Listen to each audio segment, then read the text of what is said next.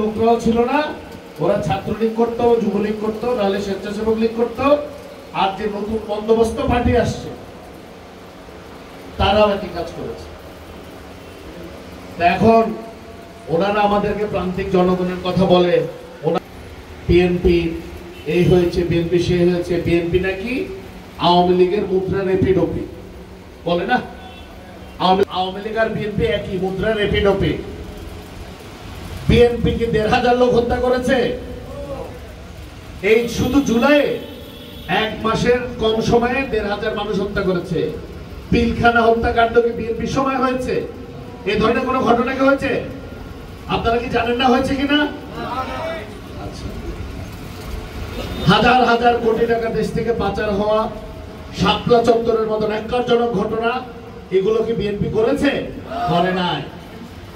বরঞ্চ আপনাদের এখন যে আওয়াজ, আপনাদের এখন যে মতিগতি, সেটা কিন্তু প্রমাণ করে আপনারা যে গত ১৫ বছর ধরে স্বৈরাচারের সাথে ছিলেন, স্বৈরাচারের সহযোগী ছিলেন। আপনাদের কথাবার্তায় সেটা প্রমাণিত হয়। এই বাংলাদেশে